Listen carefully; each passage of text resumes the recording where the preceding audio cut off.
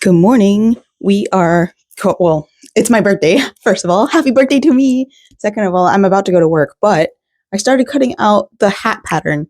I only need 5 of these pieces. 1, 2, 3, 4, 4. So that's pretty great. I'm excited to work on it. I'm nervous that I'm not going to have enough fabric, like plain white cotton fabric. I have muslin, so maybe I'll have to do that. This is a mock-up. This is the first time I'm making it. I usually use my first time making a pattern as a mock-up anyway, so it works out. But I need to pack some yarn. I have my bag right there for after work because I'm off at 5:15, and I ain't sitting in that traffic again. So we're gonna head over to Magic Kingdom. I was able to do a last minute reservation so that I could just sit somewhere and not have to deal with the traffic. It is spring break, so the traffic might be worse, it might be better. I don't care.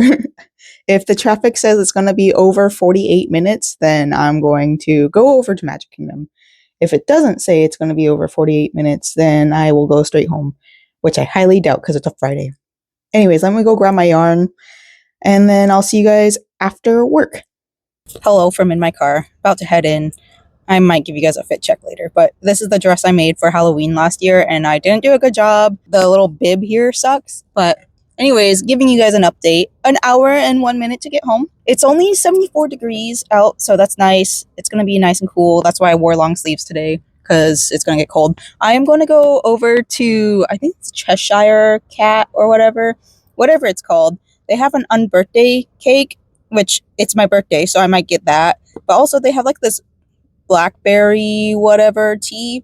I kind of want that. So we're gonna go inside, find a spot to set up, and then get started with some crochet. I brought along my second sleeve in my book so I can write everything down. I still remember most of what I did, but just in case, well, because I do kind of want to make it again in the future.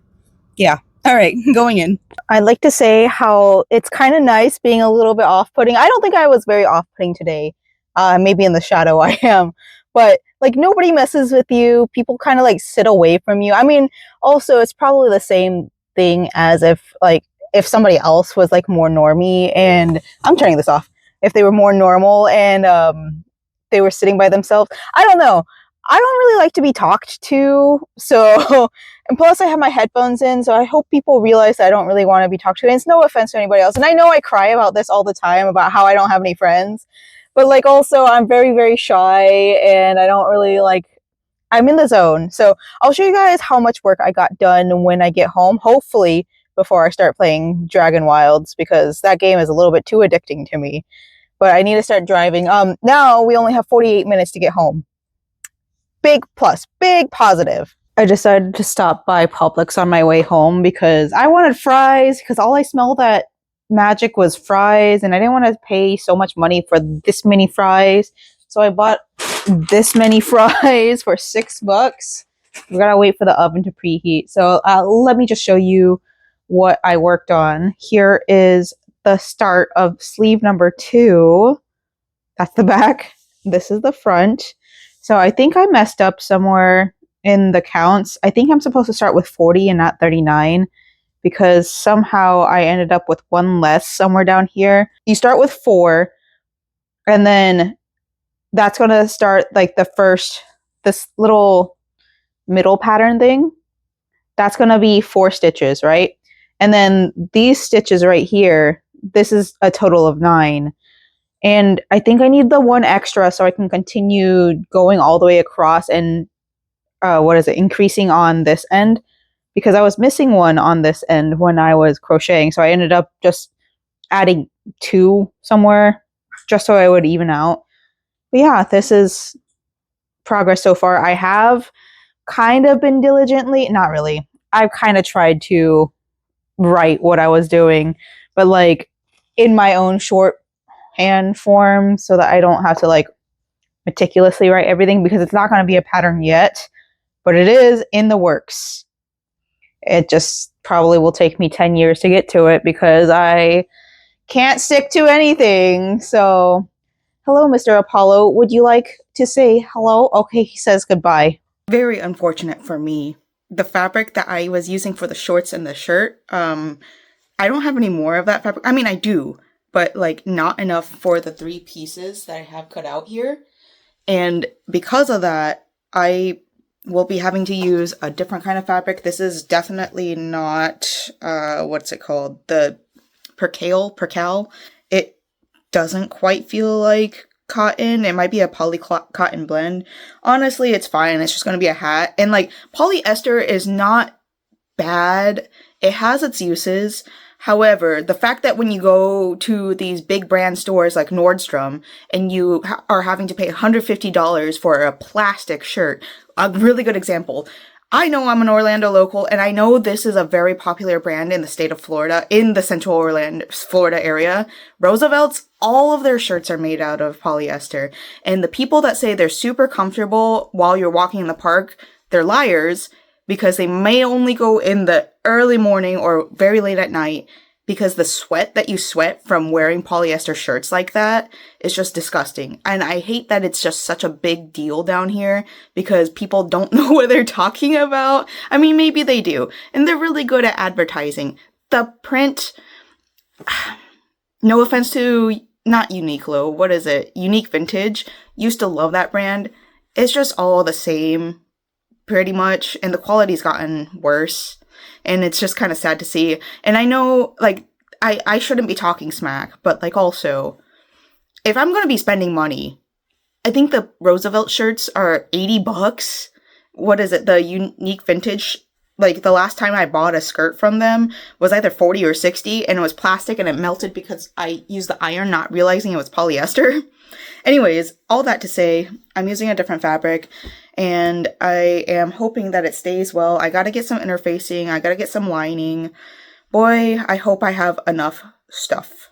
I just realized I didn't buy interfacing. I meant to order it online, and then I forgot to, and now I'm in a conundrum. So, this is all I have. And I think what I can do is maybe just use my tracing paper right here. And I hope, I really, really hope it doesn't wash out in the washing machine. I could also use another, like, thicker fabric for it, but I don't think I have another thicker fabric. This is the issue with, oh wait, I found interfacing. No, that's not interfacing. Yes, it is. Oh, bless. But yeah, that's the issue with not having, like, Joann anymore. I can't run to Michael's and grab interfacing. They're not going to have it. I can't order it and then have it come in by tomorrow. It's not going to happen. Oh, I miss Joann, the woman you were. Good morning. I am in the process of cutting out the rest of this. So I had to throw my fabric in the wash because I realized I hadn't washed it yet. There was still a sticker on there, so obviously I didn't wash it. But I did that yesterday before work. I think it is actually bed sheet. I don't know. It feels like it looks like fabric. If you see the cut right here, that's like a fabric cutting. But it also doesn't really have, well, it has this right here. So I don't know. Either way, it's still like a very soft, it's poly cotton at max. But anyways, I wanted to show you how I cut this out. So this one I cut regularly. I did the interfacing first yesterday because I had to throw everything in the wash. But we did the interfacing. So I'm going to have to cut contrast and fabric. So contrast, I'm sure, is like the outside fabric, which I'm just going to do white for all of it because this is my mock-up time, right? It's not really a mock-up. It's my first time trying it. And then this one, the brim, the way I did it for this one, I didn't have enough space to cut the interfacing the way it was supposed to, so I folded it over. And then what I'm going to have to do is just like, honestly, it's not that bad of a thing. I'm going to have to just kind of sew it together or like iron it together, like fuse it, and then it should work out. Because at the end of the day, I'm still using wire for the brim, so it shouldn't be that bad. And also, at this point, I'm not sure if I really want to use the veil portion of this pattern, mostly because I want to save that for arm things, like little sleeves. I think I may have time. Because, like, this is, if I do this, it's only 2 pieces. That's it. I mean, if you don't count how much fabric I'm using. It's just 2 pieces. It's the brim and the crown is what they're calling it, the pointy part. So I think I can get this finished really quickly. And then on top of that, I may or may not add some like little crochet pieces. I might add some of these flowers on here. I just got to figure out how to do the pattern or what I want to do. And I also have ribbon. I may or may not use the ribbon because this does not come with the like a little thing that goes around the brim. I like to hide that because I do tend to mess up a little bit. So everybody in the sewing world, well, professionals in the sewing world say measure twice, cut once. I don't. Let's be honest here. I don't really sell my sewing stuff. I'm trying to, but like, I would rather hide my mistakes. That's what I do a lot. And the way I do that is by doing trim. And I bet you there's a lot of people way back in the day that did the same exact thing that I did. Anyways, yeah, we're on the fabric cutting part. I do have ribbon, like I said, so I might make this a black and white kind of thing. It's not going to be completely Litwick, but maybe a ghost type trainer. All right, let's get to it. I have like 10 minutes. Listen. You didn't hear anything, did you? Isn't it great? The derusting. I will say you got to really tighten this because it like keeps on coming loose, probably because I did the derusting thing, the WD-40, and it just keeps on coming loose and it makes it hard to cut. Maybe I'm missing a piece. Honestly, it wouldn't surprise me if I'm missing a piece, but it is so nice to be able to cut my fabric without hearing the loud ass squeaks. We were able to cut out both sides of the fabrics for this, and the interfacing is done. We still have this one to cut out. It is Sunday, so I can leave a little bit later, but I also will not be working on this when I get home because I'm going to be extra tired. I only have a 6-hour shift, but I'm going to my best friend's house tonight after work because they're off at 3 o'clock and they are con crunching as well. So I am bringing my crochet stuff over. So we're going to bring our sleeves and then we're going to bring extra yarn just in case I feel like working on something else. If I finish my stuff, I have a feeling I'm going to end up helping them out because they're still kind of like a beginner sewer. I think the last time they sewed something was for their cosplay last year and they did no. It was like 2 years ago and they did a phenomenal job, especially using like stretchy material. I cannot use stretchy material and it just looked so good and I'm so impressed with them. So I'm going to probably help them out a little bit or like get some tips from them because they definitely have a different insight on sewing than I do. And I would just like to hear their insight and maybe we can like combine our brains and learn things together. And they're probably going to make me watch movies because they are definitely a cinephile. They love movies. So I'm very excited to go there after work. We have my bag packed over there. So, all right, off to my 6-hour shift and then I'm on vacation. I am currently waiting in line at Popeyes and if you can see and hear, it is pouring, which is great because I do love this kind of weather. I live for this time of year. However, I have to drive in it, and that's what I don't like. Good news is I am going over to my best friend's house after this. I'm picking up their order, and I'm also picking up my fish sando, because one thing I will say about religion, Lent is great, because I get to eat fish at the quick service restaurants, because nobody has fish, ever. This is great. I'm so excited. It's a spicy fish sandwich too. Oh, we're moving. All right, I'll see you guys later. Guys, look at how much it's wiggling. I don't know how much you can see. Okay, maybe not. But it's so windy out. Ah! Oh my god. Secured the bag, but I'm soaking wet. So I had to bring out my umbrella to hold it open while the rain was pouring on me. And on top of that, my bad. But also, I don't know. I didn't realize there was going to be multiple locations of Popeyes on Earl Bronson. But there's definitely more than one. My best friend ended up ordering at the other location, which is 22 minutes away. I don't know. It's probably because of this rainstorm. It's done storming as bad. I'm so freaking, soaked. It feels awful. Luckily, I didn't change into my normie clothes. I'm waiting to go to my best friend's house. Hold on, we're driving again. Had to go inside afterwards to order the food here because I wasn't about to drive 22 minutes out of my way when I was already here. And I am already wet anyway, so I might as well just walk in. Like, I have my umbrella, so, but it's just like the left side of me that's soaking wet. Oh, but yeah, anyways, my dry clothes are inside my bag. Well, it's just a jacket and my sleep pants. But God, am I uncomfortable right now. Ugh. Hi, good morning. I have a lot to tell you guys, but I haven't felt like talking in a really long time. But I'm currently watching the Carpetbagger's new cryptid exhibit from Ripley's Believe It or Not in St. Augustine. And one of the things that he is looking at is like people with oddities and disabilities.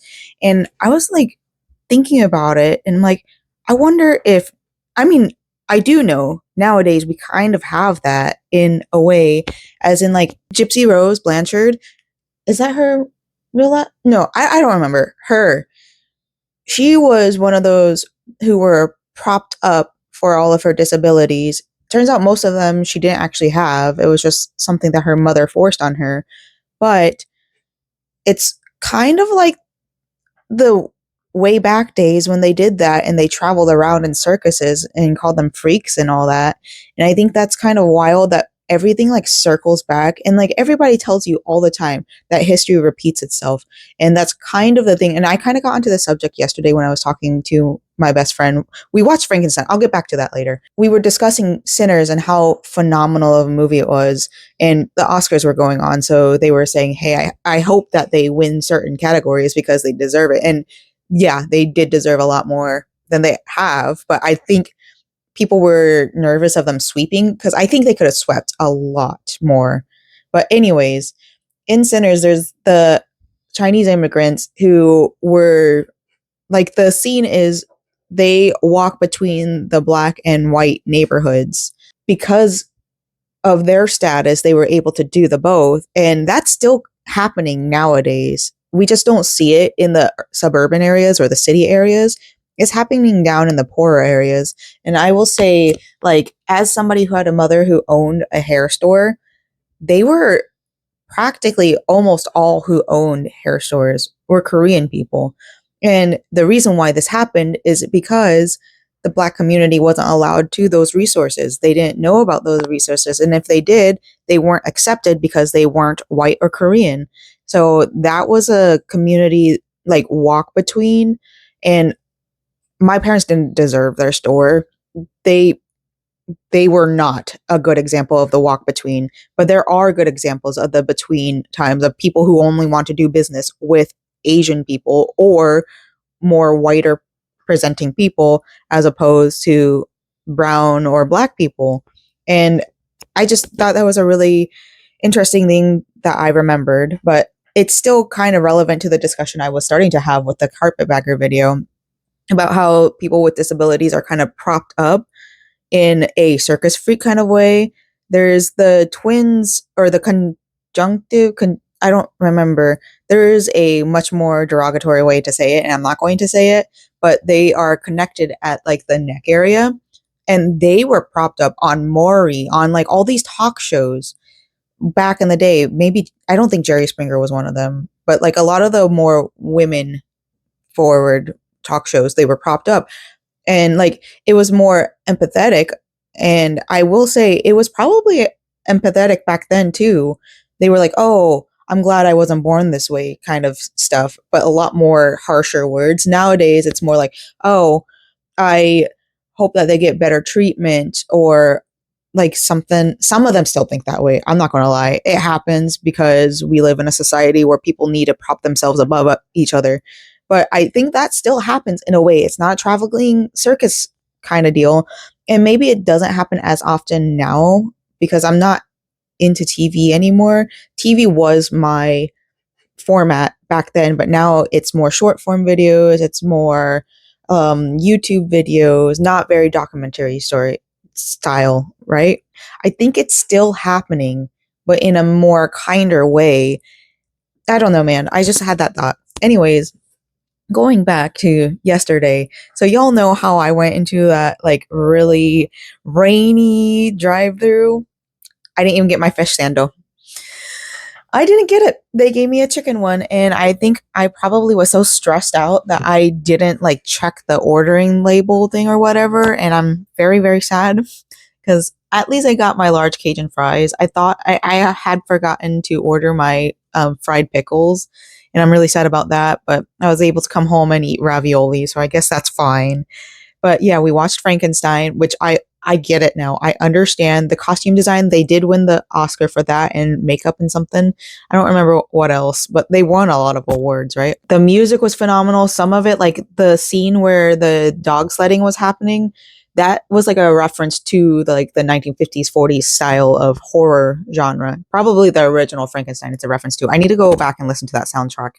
But you could hear like the references of the black and white movies, and I thought that was really interesting as somebody who's really into music. I decided to go pee before I started this info dump on y'all, so real quick, this is probably going to be spoilers for Frankenstein, and I'm probably not going to remember to put in like the timestamps or anything, so when you see me pick up my yarn, that's probably when it's safe. Okay, so you start learning about Victor's story, and I'm like, okay, great, this guy, he was not like loved as a kid. His mother died, and he just like he had a really hard life. By the way, the mother in the original, like in those scenes, played by Mia Goth. I didn't know that until after the movie was over because my best friend told me about that. But anyways, I felt like I really sided with him. I'm like, this is somebody I can identify with. My parents were not as kind to me. I had one parent that was kind of kinder to me, and then the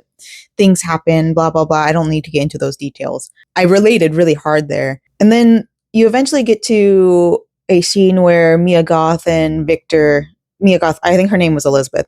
Elizabeth and Victor like start talking to each other, and I'm like, oh, Elizabeth's character is very refreshing because like, as somebody who grew up in a like kind of you're not good enough, you don't understand kind of way, or like in a your ideas are very wildly different, we need you to tone it down kind of way. Like I said, really like Victor, yeah. Mia Goth is also like kind of understanding of him, being like, oh, you're kind of weird, I like it.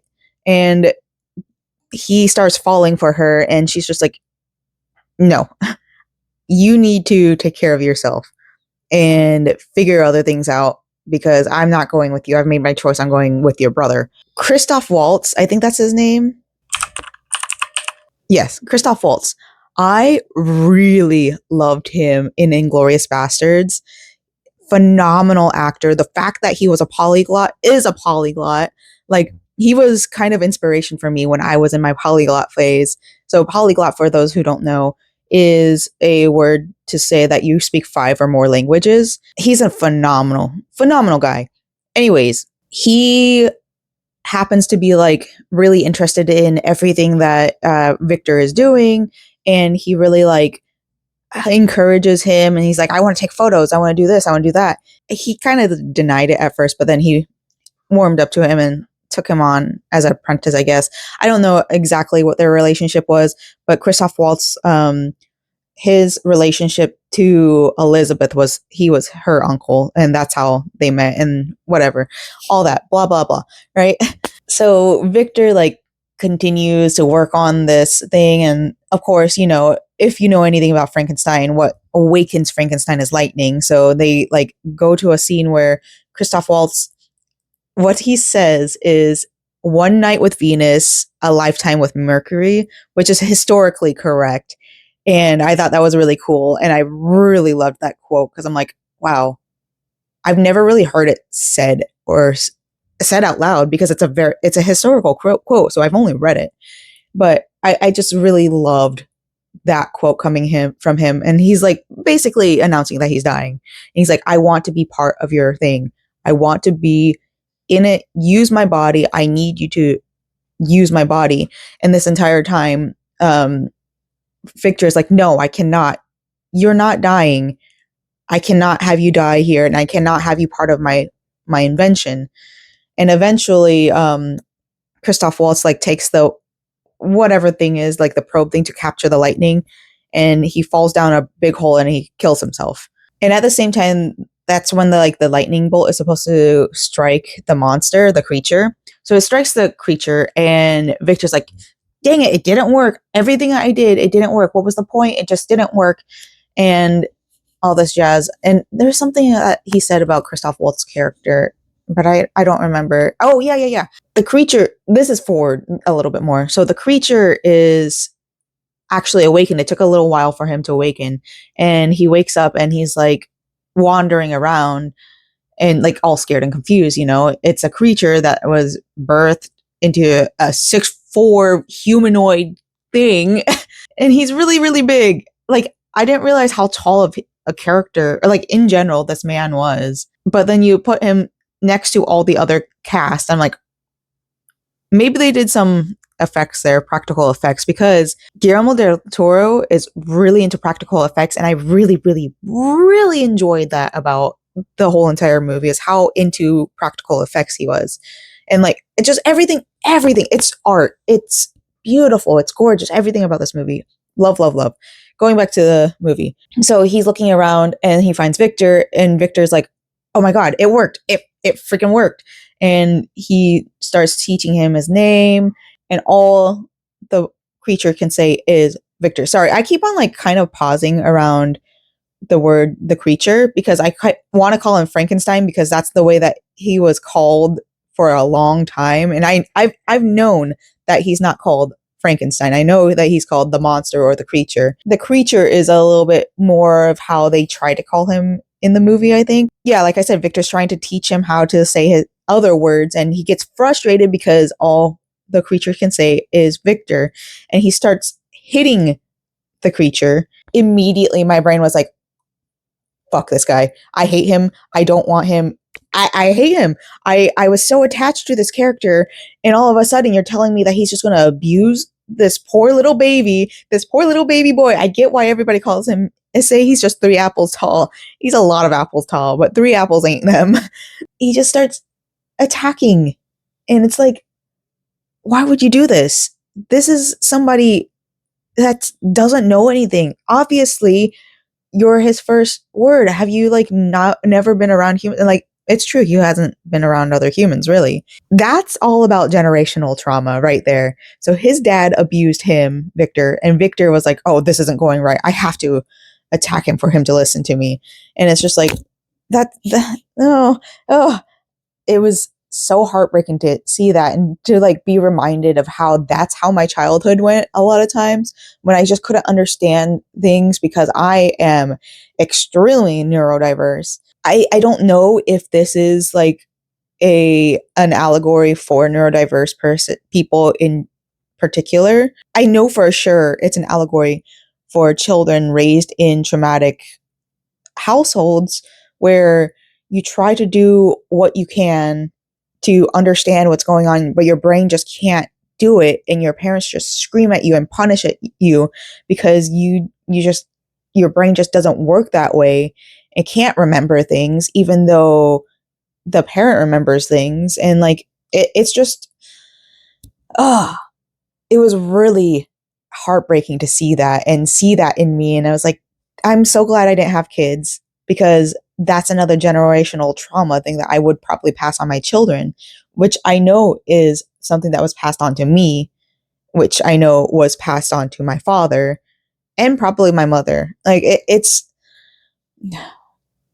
hurt to see that. But anyways, Elizabeth and William is the younger brother of Victor. They come and visit because they haven't heard anything from the uncle. So I'm sorry, I forgot the uncle's name. It's Herr something. Herr is his title, because Victor is a baron. And anyways, Herr something. Elizabeth and William try to come over to visit the uncle, and the uncle, like, obviously he's dead, but they don't know that he's dead. So he comes over, and Elizabeth like is just wandering around the area, and like sees the creature. This is the quote that a lot of people I feel like really like, is, "A leaf for me? Thank you." And it's really cute, because you see like the friendship, the bonding right there, where she's being sweet and caring and understanding of the creature, because it's a humanoid creature. It's somebody like, oh, I might cry over this because like this was like me finding out that people aren't inherently mean.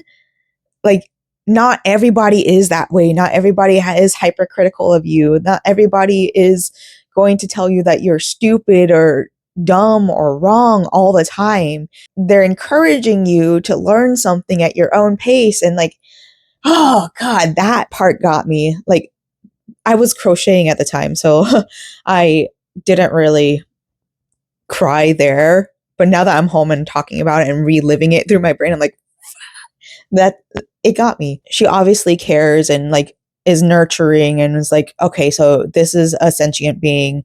And she ran upstairs to Victor and was like, why do you have him locked up? Because after punishing him so much, the creature, Victor chained him up to like the walls or whatever so that he couldn't escape and like attack him, because Victor was obviously scared of him. Elizabeth was like, you need to release him. You need to get him out of here. You're going to let him die down there. Why would you do this? And like Victor's like, because he's stupid and he doesn't understand anything. And that one is getting me too right now, because that's a lot of fighting words right there. That's a lot of stuff that I heard, and I'm sure my brother would probably say the same exact thing, and I need him to watch this movie, and next time I see him, I'm going to try to get him to watch that movie. I might see him soon, I don't know. Hearing those words all the time, being told that you're just never going to be smart enough. I mean, the creature didn't hear it. Victor was relaying that information to Elizabeth, and Elizabeth was like, no, he's not stupid. You can't just punish him because he's not learning things fast enough. Like, the creature ended up saying Elizabeth, because she was patient with him and kind and let him like take his time to speak. Victor is like, I need you guys to get out of here right now. She cannot know that her uncle is dead.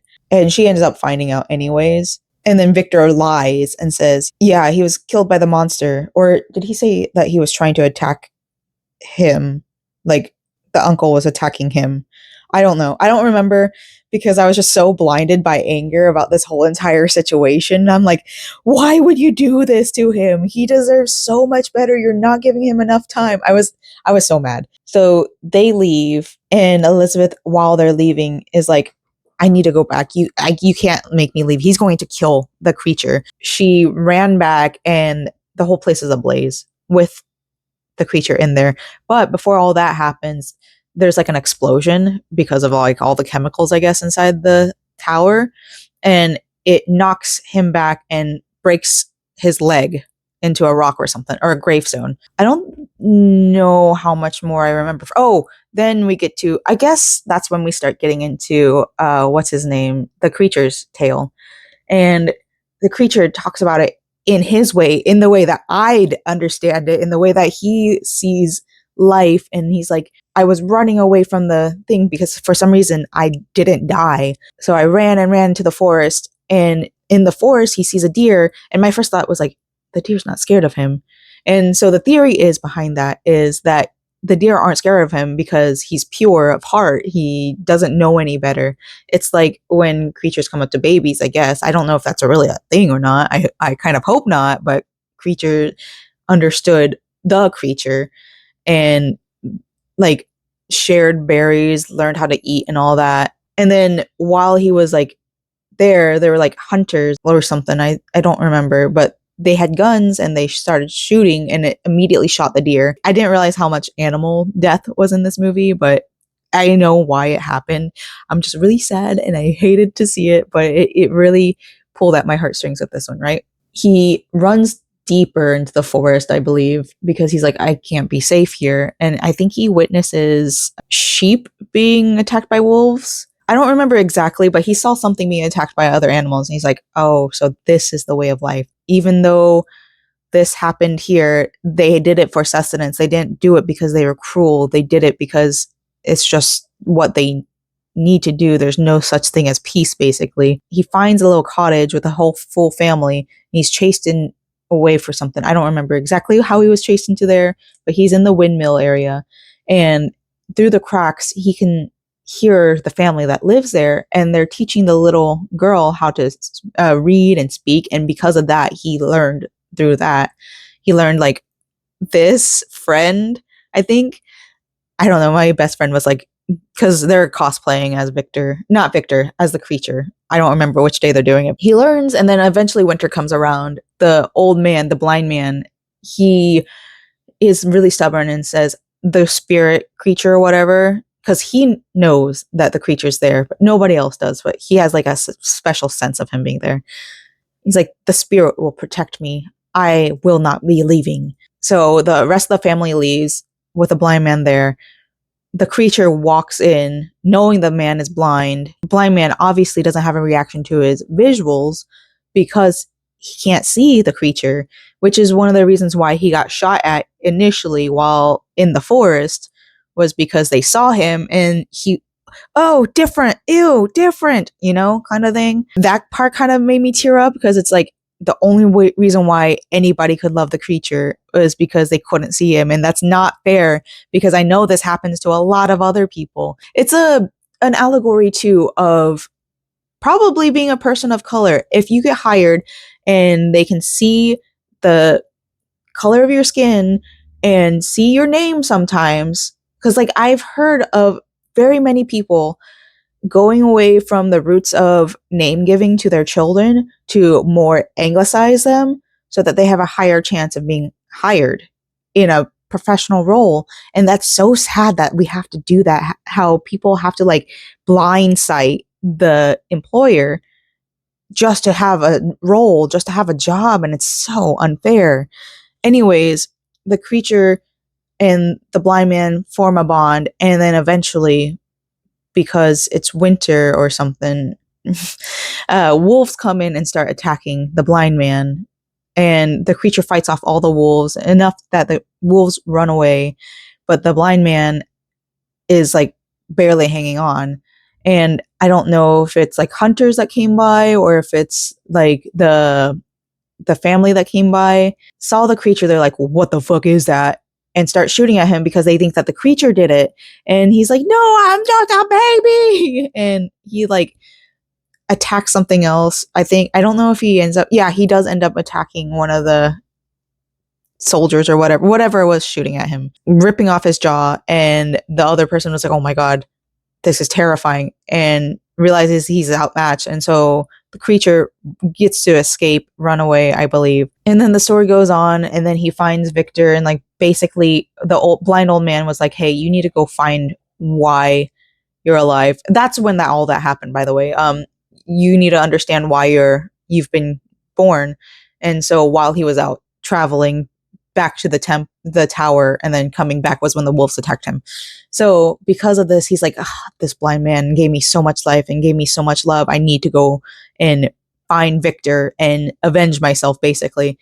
And at one point when he like starts finding Victor over and over again, like he chases him for a while because like Victor like attacks him back and then just knocks him out or dazes him until he wakes back up. The creature says, I did not ask to be born. That one hurt too. That one was like, I've said that multiple times. I have so many people in my life that have said that multiple times. We did not ask to be born. We did not ask to be here. We did not ask to be ourselves. We were just put here, and you want to punish us for being put here. And it's like, boo, that one hurt. That one hurt really bad. Fast forward, and then finally it's like Elizabeth and William's wedding. Because of the wedding, Victor is there, but the creature has like these super amazing tracking senses, finds him and sneaks into like the private chamber that Victor's in. While Victor is like by himself, the creature starts moving, and Victor knows at this point, he's like, okay, this might be my fate. I might be killed because he will not stop following me. So I need to address it. And he tells the creature to come out of hiding. But this might be where he says, I didn't ask to be born. But anyways, he's like, doing the whole fight action scene, right? And Elizabeth runs in because like there's a lot of commotion, right? Elizabeth runs in first, and she sees the creature, and she's like, oh my God, you're here. She was under the impression that the creature was gone forever. And so they embrace the creature and Elizabeth because she has a lot of feelings for this sentient being that didn't ask to be put here, because she's also kind of weird. Like there's like little glimpses of her weirdness in there, and it's really refreshing to see. Victor ended up shooting and the creature was trying to shoot the creature, and Elizabeth runs in front of the bullet and it shoots her in the chest. And then the rest of the wedding party shows up and they're like, oh, the creature did it, because even Victor was like, I was trying to defend her. And because of that, everybody started chasing the creature out and like trying to attack him. And he's like, this is happening again. I can't get my truth out there because I look like this. This man is lying. And so he eventually gets out of there, and Victor, like, for some reason, I don't remember exactly how, but then we get to the opening scene where Victor had been taken onto the ship and attacked, a post attack, right?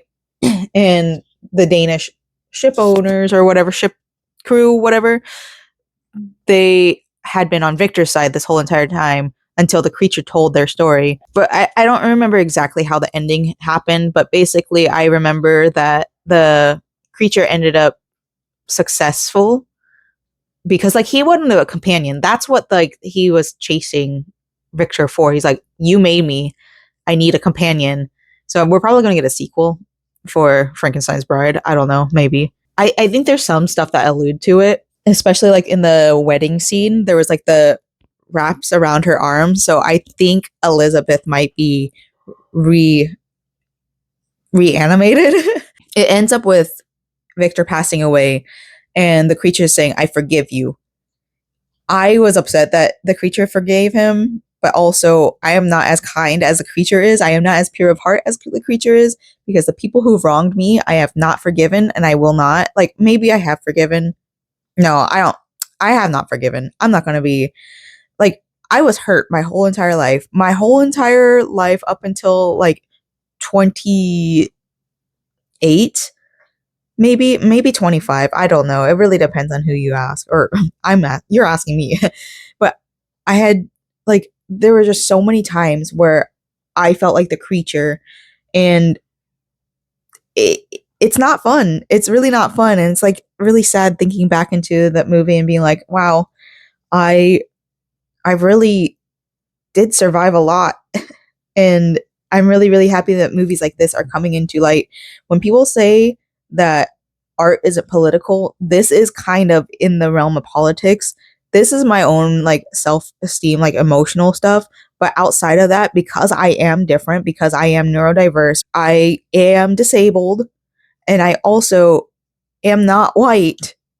There's so many times that you can like feel that in the geopolitical world. Like I was talking about earlier in Sinners, where there was the Asian family, the Chinese family that was able to link the worlds between the white and black community. I think this one really felt heavy for neurodiverse people, because we very much like struggle with fitting into society. And this isn't just neurodiverse people, it's the queer community, it's also the BIPOC community. It's literally any community that feels this big, smaller than this. This movie was made for us, and it's a subtle way of saying the world isn't made to cater to us, but we got to do what we can to like continue being who we are, because there's nothing that we can do that changes us.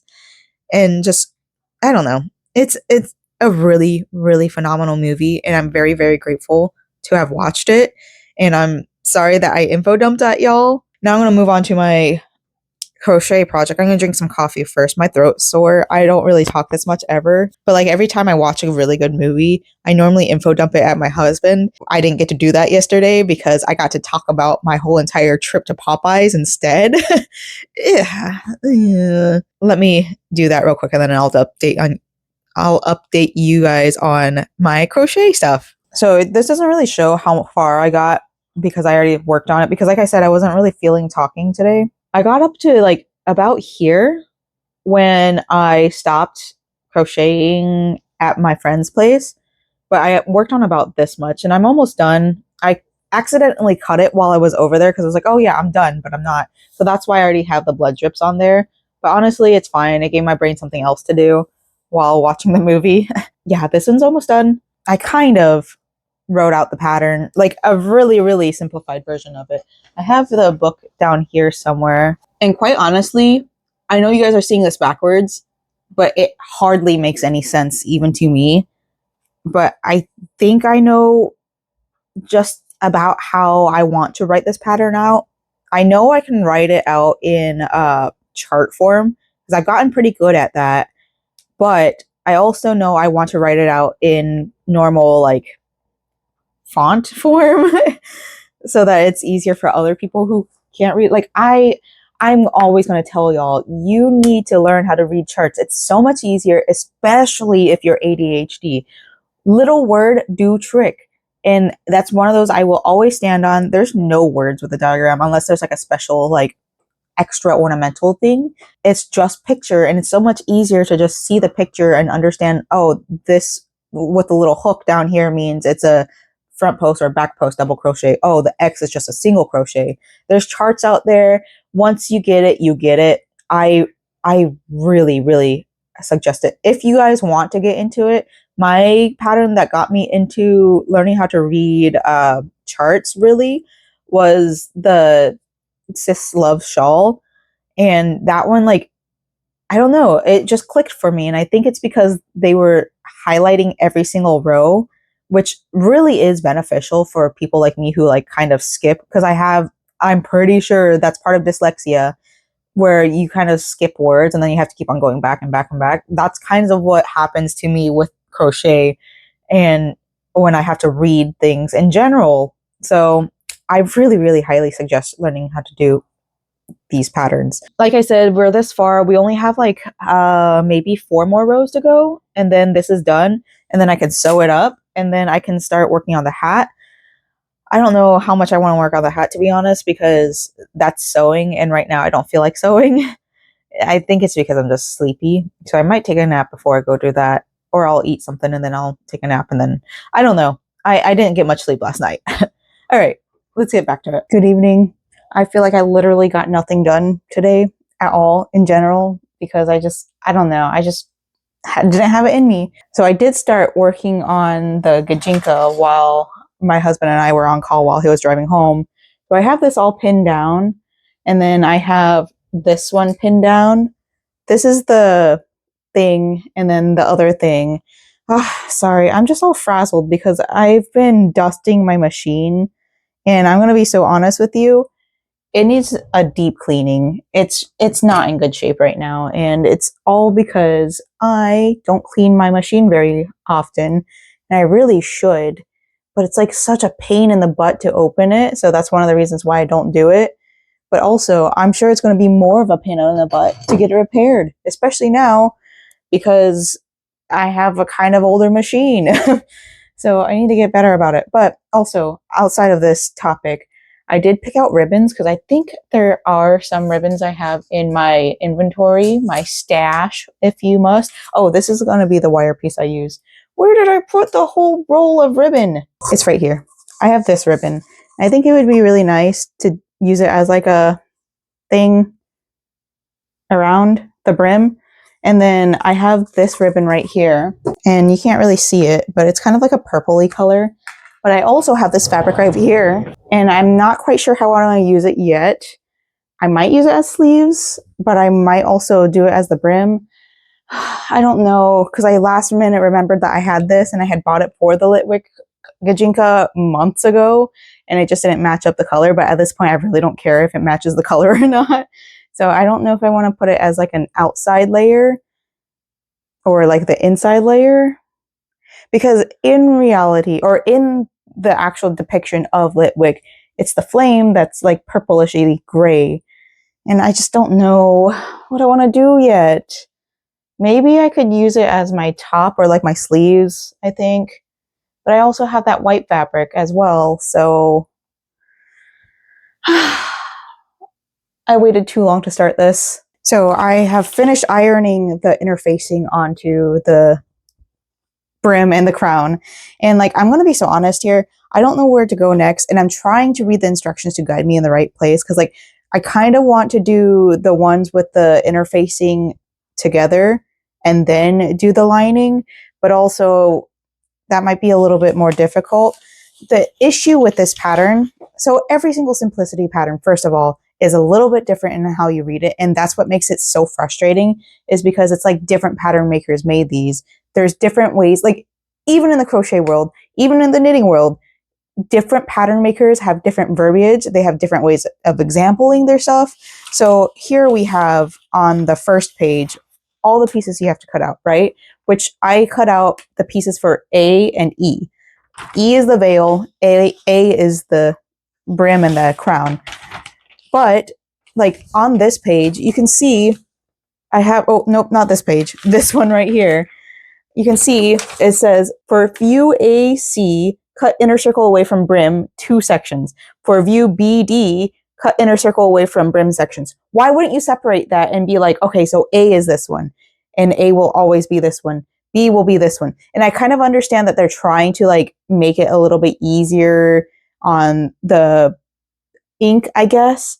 But like A and B are kind of the same pattern.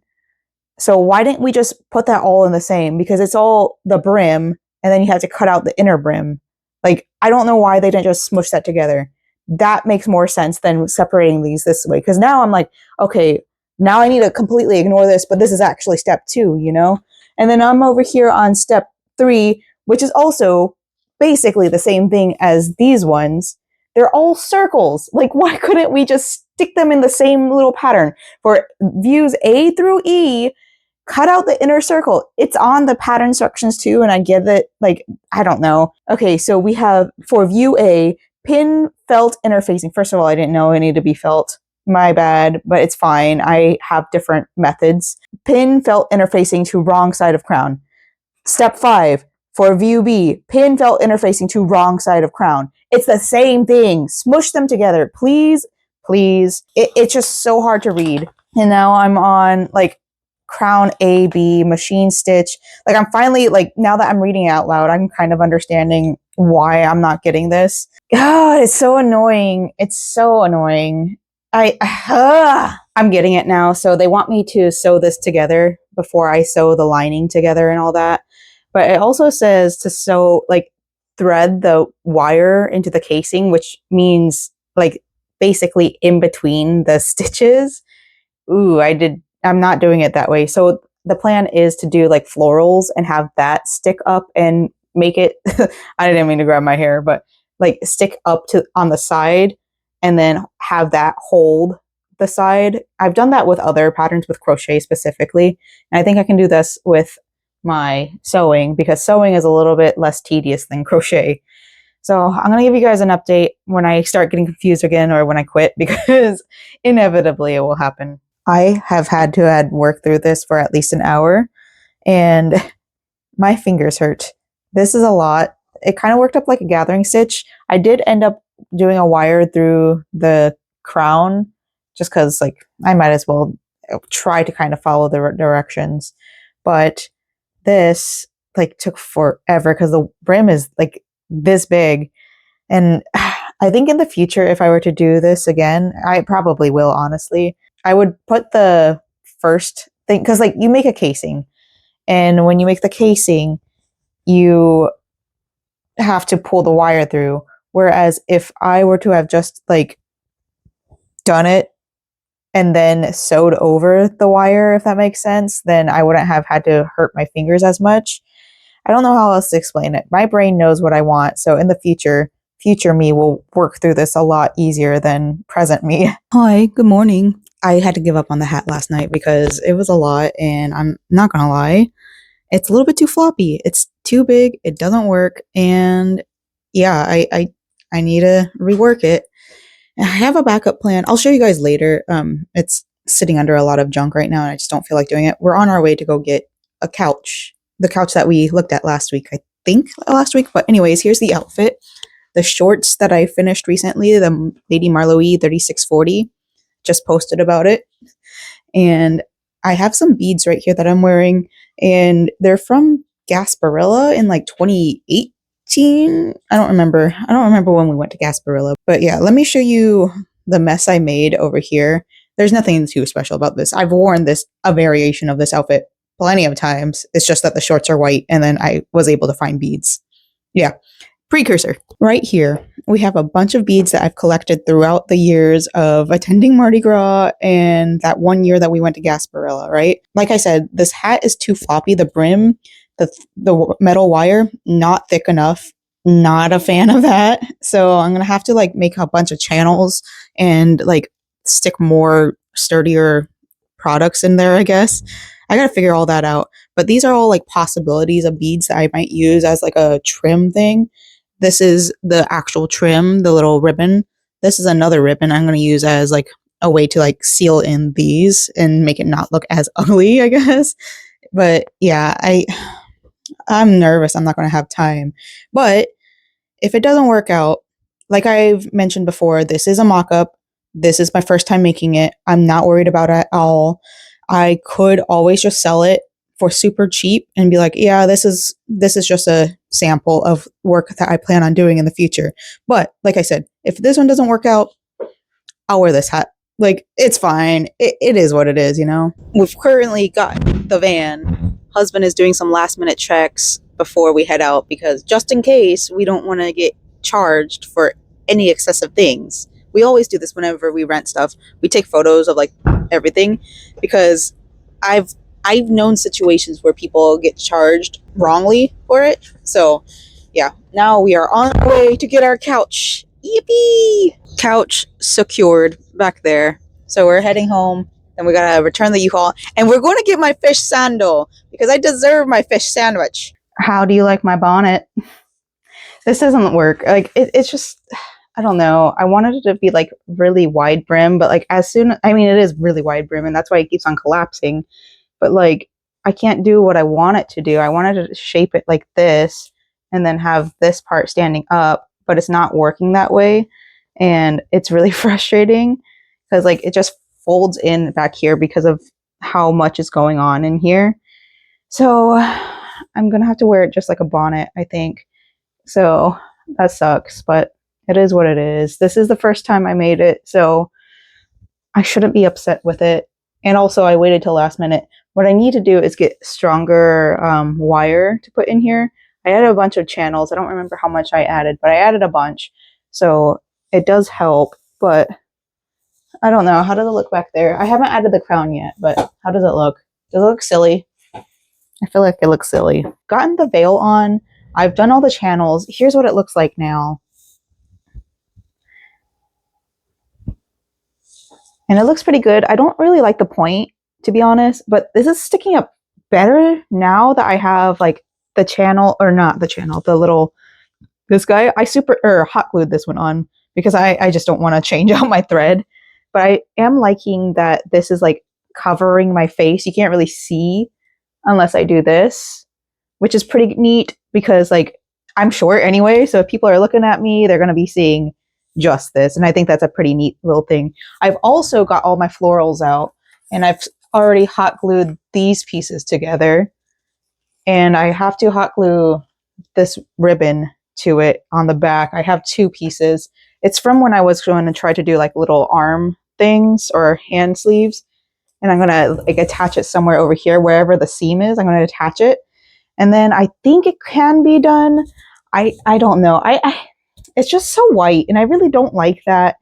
But I also want to like explore more color ways when I'm sewing. So I got to be okay with it. I've worked on this as long as I want. I don't want to work on it anymore. I am wearing my wig. However, I think that I won't be able to wear the wig because...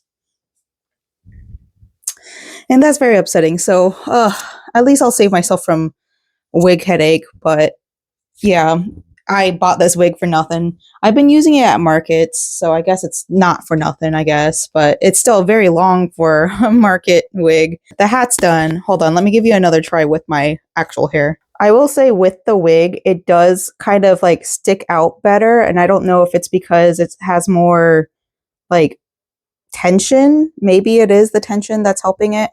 But there's like no tension with this. So I have right here a very short angle and I'm going to use it as like a little posing advantage. I just sewed it on wrong, which is, this is my mock-up. I can't be upset with it. I can be upset with it, but I also can't be mad about it I'm not entering a competition, so it's fine.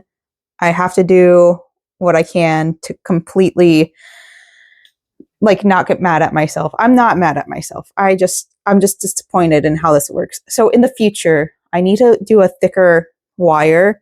The wire for this is really great. It's too great, and I shouldn't have put it in there because honestly, it's really frustrating because it kind of makes me look a little racist, and I don't like that. I think that's one of the biggest reasons why I don't like that it's in white is because I just don't like what it makes me look like. It works out where I can have this going this way, and like Litwick's face is already covered. It's usually covered by white, but we're making stuff up here. We're doing what we can. And then yeah, like but this is what I look like normally. This does dip down, and honestly, at this point, I just don't care. I just want this to be over with. I think this would be really great for like a jellyfish brim as well. This crown is a little bit too small, or the hole in the center is a little bit too small, and I'm not a fan of that, but honestly, you work with what you got. I don't know if the instructions tell you. I also don't read instructions before I start a project, and that's my own fault. Also, I wanted to do like these little beads. I had them all laid out and everything, but I wanted to hang them everywhere to give them more like structure or like more color everywhere. But now I'm just this too much. Maybe in the future when I have a thicker wire, I'll do it because I think I want to redo this. I know I want to redo this because I want to get better at this pattern. Yeah. Oh, this is the floral. I did add some of the beads. You can see some of it's cut off. And I did add extra beads to like give it a little bit more texture. But yeah, this is the project. I will be maybe doing a little try on and then doing a short for this. I'm not with real clothes. I'm too tired for all that, but I'll do a little short for this, and then I'll do the full try on when I get to Megacon. I don't know how I'm going to do the makeup. I need to find some way. I mean, my hair is kind of yellow, and I'm about to bleach it tomorrow so I can have pretty hair. All these ribbons kind of like weigh this down, but the main part is right here is open, I guess. I can't believe I forgot to tell y'all. Here's our new couch. It's a nice little section couch. We took a nap on it earlier when we got home. We ate some Popeyes. They accidentally gave us an extra chicken. I think that they just love giving away chicken sandwiches or something because that's just like the second chicken sandwich that I didn't order in a row. But yeah, this is a pretty nice comfy couch. It's a little bit thinner than our old one, but it's around. Oh, I have my crochet blanket from when we did that road trip, but it goes around, and like I won't nick myself right here on the corner now, and my pants will be saved. It's great. I have so many holes in my pants because I kept on catching the corner of the dang old couch. But yeah, this is a nice little couch. Yippee! I told this story on TikTok, but I didn't tell it here because I thought it was too silly. But now that I have this and I'm about to start working on this, the other day I went to Michael's to go pick these up for my husband. And when there was a cashier. They were super nice. And I just, in general, I struggle with talking. On the way out, I told them have a night night. And I think it's very silly that I did that. And I will continuously do that for the rest of my life. And I think it's just going to get worse. I'm going to be like that grandpa in, I don't even remember what the book was, but it was basically Sugar was the baby that was being born in a very poverty-stricken family. And I had to read it in grade school. I had to read it. And it was a really eye-opening book. Anyways, I'm going to be like grandpa who just mixes his word because I think I'm dyslexic. But yeah, so we're going to start working on his little crown thing. I also have some paint out because he is doing double D. And we need to paint the side of a beanie that he bought. This crown is for his RuneScape cosplay. I don't remember what the cosplay is. It's RuneScape. He'll tell me, and I'm just like, good for you. Great job for getting into cosplay, because it took a little while for him to get into it. But who?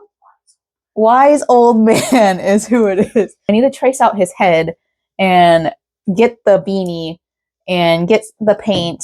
I mean, all of it's out. This desk is a mess. I can't wait to clean it. Cupid is over there doing his painting. And then I had him hold this around his head like an idiot sandwich. What I did was I measured around his head. Oh, there's another image for y'all.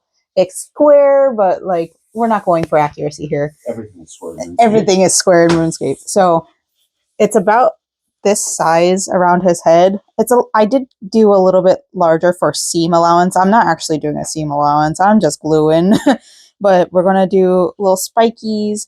I got to grab my chalk. But then I'm cutting. These are not my fabric scissors. These are my, my pattern cutting scissors. Those orange ones are my fabric scissors. Oh, thank you. So we're going to measure out. Well, we're not measuring here. We're just going with the flow. The Wise Old Man's crown has 7 points on it. So this is about 24, 25 inches. What I'm going to do is divide it by about 3.5 and then go from there. Hopefully it will work out. Like I said, I have extra seam allowance just in case anything happens. Apparently the lore is something along the lines of him breaking and entering and then grabbing the crown. It's a party hat. So for British children, I believe it's around Christmas time, they get something called Christmas crackers, where it's just like the thing where you like pop it open and then you get stuff. And there's this little baby paper crown. And so like British kids grew up wearing like these little pizza pie. I don't know why this is the reference photo. But like, it's just like tissue paper little crowns that you would get for just like as like a little like party favor thing around like Christmas time specifically. Christmas cracker? Christmas crack. Oh, no. Oh, that's like the peppermint bark, but it's like gingerbread and like covered in candy and stuff. Yeah, okay, that makes sense. Okay, this is a Christmas cracker. So it's like each kid grabs like one side of it and they would pull. And I think there's like sweets in there sometimes, like little bits of candy. But generally you'd have those little like the little party hats, the little paper crowns. Because RuneScape is originally British, they gave them out around Christmas time forever ago. And nowadays they're worth a lot of money. Like IRL, they're worth like almost $1,000 in game. Really? Like they're worth so much money. Like they're in an absurd amount. It is gross. In old school RuneScape, that's different. But yeah, that's what his little like crown is a party hat. Cute. You learned something. I have everything chalked up. This one I need to do again. Oops, I forgot to do that side. But I'm going to cut this side. This is all going to be on the inside, so nobody's going to see it, hopefully. They better not be looking on the inside of this crown. But yeah, we're going to cut this up. So this was when I first started, and I was like, wait, I could just use the measuring tape. I am measuring, so joke's on me. But yeah, I got to redo this and then have it come down here. After that, I will be cutting this. We're cut out. Now we just got to hot glue this together and hopefully it sticks. I forgot that I didn't leave any seam allowance on these sides. So what I did is I'm going to do is I'm going to take this and then I'm going to glue it on top. And then same with this side, glue it on top because it's short enough that you won't see it. Hopefully. This is pretty much dry. He's going to do a try on later, but he's doing his try on for the crown because I just finished it. Ta-da! Nice. Are you excited for Megacon? I am. This beard is definitely going to tickle me. Like I got little wispies in there already, but I need to like tuck all my hair up into the hat.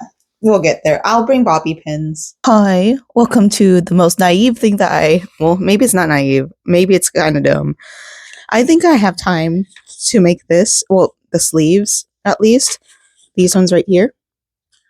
And get it done by tonight. So here's the thing. I still have to pack. I still have to bleach my roots. I still have to edit this video because I'm not going to be here tomorrow to edit this video. I mean, we're leaving tomorrow morning. And I also still have the sleeves for my, my Cupid's assistant outfit left. That one is completely done. I'm not adding anything else to it except the sleeves. I mean, I just got to sew it up. That's it. I got to remember to bring my yarn with me. And it's done. These, I really want to get done. I really want to do it. I think I have the pieces to do it here. So to do that, I plan on using this pattern for the sleeves at least. And then I also bought a new pattern. Well, it's not new. It's just a new updated version of that pattern. And I don't know where I put it. Oh, let me go find it. Okay, so it's this pattern that I bought recently. this little top right here, that's double lined. So what the plan is, I have this muslin over here, and then I have the see-through. Oh, my arms still hurt from moving the couch yesterday. I'm so dumb for doing this. I'm so entirely dumb for doing this. I've never con crunched this close. I've con crunched it before, but not like this. We have these two fabrics. I think this was like a nursery fabric. I don't know. It's very see-through, and it's not very like clothing. So I want to make it. Is this the one I want to do? Yeah, I think I want to do this because like it's just like a little swimsuit thing, kind of. I think it's part of a play suit. Well, it's supposed to replicate a 1940s play suit. So we're using this because, like I said, it's lined. Put this one on the inside, this one on the outside, and then use this one for the sleeves. That's what I'm doing. I need to start cutting out this pattern. I need to clean this room again. Like, oh, it's so messed up in here. Like great news. The pattern pieces are cut out. Terrible news. Because these are curved, I need to trace it out.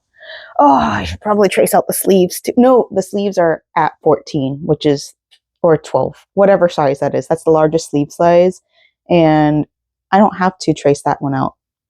This one I do because I am doing the size 12 on this one. And it's just like some of them, they cut into the corners. And like I've been really good about trying to give myself the traced pattern instead of all that other. Look, I'm struggling to speak. I'm just waking up. I don't know what time it is. It's before noon. That's what time it is. And I don't really talk that often this early in the morning. So, okay, we're going to trace out the pattern for this. And then we're going to start. So it's only 3 pieces. In total, 5 pieces because I have to do the whole, what's it called? I had to do the lining. And then it should be done. It's super easy. I've done this multiple times. It's one of the very first patterns I've ever worked with. After this thought, I need to stop talking. I didn't try to con crunch this. It's not a conscious effort. It's one of those I couldn't get myself to sew because the weather wasn't good, because it was daylight savings time. It's just my brain. I'm super ADHD and I have executive function disorder. I wanted to sew. I really did. And every single day I felt guilty for not sewing. But it's not my fault. I mean, it's my brain's fault for being wired wrong. It's traced, cut out. Now we got to get the fabric all together. So I cut out this fabric, right, for the lining. This one right here, this bed sheet. Don't know what the bed sheet is. Just knew that it was super soft. It's 4 pieces of really thin cotton or whatever. Maybe not cotton. I don't know. I think it is cotton. Very, very thin. And honestly, I'm not mad about it, because now I have extra lining for my next project. Because you don't have to see the inside of lining. Like, that's what lining is. It's the inside, basically, of a top. And I do plan on using this pattern again for another, like, top bolero style type thing. So it works out. Yippee. I'm going to let y'all know, this is probably the worst cutting I've ever done. And it's not because I rushed. I mean, I'm rushed a little bit. But it's also because I don't have space in my house to do all this cutting. But also, I've never worked with this kind of fabric before, and this fabric right here, didn't know it was 4 layers, so it's just really uneven. But I'm going to try to work it out. As I've stated multiple times, this is my first run of this, and I'm learning how to use this fabric. And like, Megacon's a really good place to like do all this stuff, because like nobody's really judging you for your outfit. Like, most people aren't going to even recognize, or they're going to probably think that I'm cosplaying something, and I'm going to be like, no, this is just me. And then, like, in a way I am cosplaying, because I'm trying to do like a Litwick thing, not really coming across that way probably, but either way, like, people will think, but people will also not think that I'm trying my best to do this. So just letting y'all know, I'm probably going to get frustrated with this, but I'm almost done with like at least lining the darts. Once I finish lining the darts, then I'm going to start the sewing process. And then I got to figure out how to do these sleeves. The sleeves, I may use that ribbon to like cover up the seams, but I don't know right now because I don't know how much of it I have left. And then on top of that, I don't know how much it's going to disturb the piece. I'm also like kind of worried people are going to see my dart lines because I'm using a blue chalk and I'm trying really, really hard to not line it too hard so that it will kind of like wash away. Like if I just rub it a little bit. It's not promising, but all right, let me get back to it. All right, so we've got the bodice all done. Ta-da! It's not pretty, but honestly, like I've mentioned multiple times, this is a mock-up. I'm wearing it out, but this is a mock-up for if it's a design I want to keep on doing. It's not too hard to do, but I think what I should have done is do one facing and then one lining and then sew them together. Whatever. Majitala, majitala. That's a future me issue. But now we're going to move on to the sleeves. I'm going to do a little bit of instruction reading for these sleeves because it looks kind of funky. I've never worked with sleeves this large. I've only worked with 1940s and 1930s sleeves. And usually it's just like a bishop sleeve or like a little right here. So it's gathered sleeve, which I know there's gathering on it. But like this part, the billowing part, I've never done that. I'm excited though. I can't find it in the instructions because the instructions are extremely vague, but it looks like we're just pinning. So this is cut on the fold, right? So we're just going to keep this folded over and then just sewing it together. This is going to be the seam. I just don't know where this goes. I have no idea. I know, wait, hold on. This is the armhole, like where your hand comes out. This is the bottom of it, I think. But up here, oh, I think this is where you attach at the, what's it called? The armhole. So this is the armhole right here. And then we're sewing these sides together because this side is the top of, or the bottom of the seam or the arm. It's really hard to, the sleeve seam, the armhole seam, where hand goes. Don't know how this is going to work out because I've never worked with this before. These seams for the inside have been the bane of my existence. They don't look great, but it is what it is. I've been working on these seams for like the last hour and a half or two, but now all I've got is the gathering and then attaching these sleeves to the bodice and then it's done.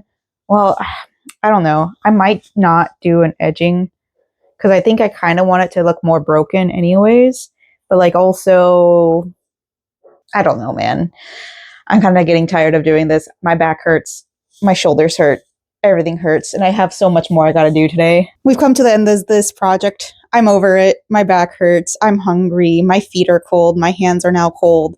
But it pretty much like does what I want it to do. I didn't finish the seams on here because honestly, at this point, I'm like, if it rips and tatters, it kind of gives more for the overall product and then or project, I don't know. On the inside I also didn't do the seams because I don't really like working with this fabric. I think I need something that's a little bit more sturdy to work with because this is like the test of patience. I don't know what this was. I think maybe it was like a shower curtain or maybe even a what's it called, an actual curtain. I don't know. But at the end of the day, I'm pretty proud of myself. This whole entire outfit, besides, well, the leggings that I'll be wearing, or the pantyhose I'll be wearing, whatever you want to call them, the shorts, the bralette, or bandeau. No, yeah, it's a bandeau.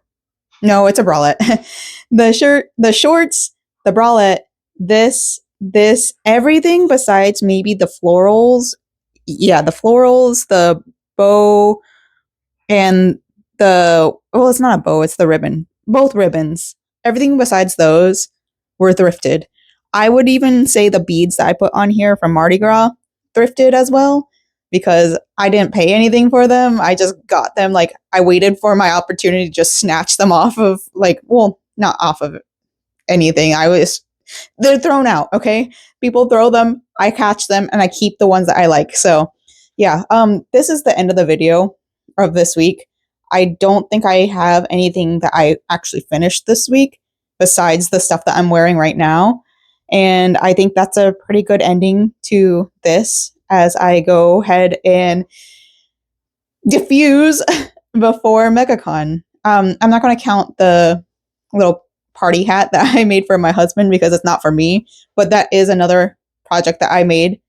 Did I show you guys? Hold on. Actually, let me show you guys. This is a little party hat that I made for my husband. So yeah, I guess this is the third item. I do have the sleeves that I want to make for my Cupid's assistant still in the works, but that's something that's portable. I can't carry a sewing machine and work on this in the middle of a convention floor. So the plan is now for Megacon to do Thursday casual, tomorrow casual. Friday is going to be, it might be this. And then Saturday, I'm going to do the Cupid's assistant just because it's more insulated and helps keep me like more centered. I'm wearing a mask with that one. I'm wearing a big old hood with that one. So it's going to help me with my overstimulation, I feel. And then Sunday, I think I have my Fallout outfit planned for that day just because I've worn it 3 times already. And like, it's still a cosplay at the end of the day, but it's one of those like, I'm not really trying to show that one off. So yeah, I wouldn't say I'm very happy with this product, but I'm happy with this mock-up, and I hope to continue making something like this again with thicker fabrics. I think I want to work with organza instead. It's a little bit thicker and a lot more itchier, but at least that one's sturdy, and yeah, maybe even like mosquito screen. I don't know. We'll see in the future. So thanks for watching. Thanks for hanging out with me. Thanks for crafting with me. I'll see y'all next week for my Megacon vlog. Bye-bye!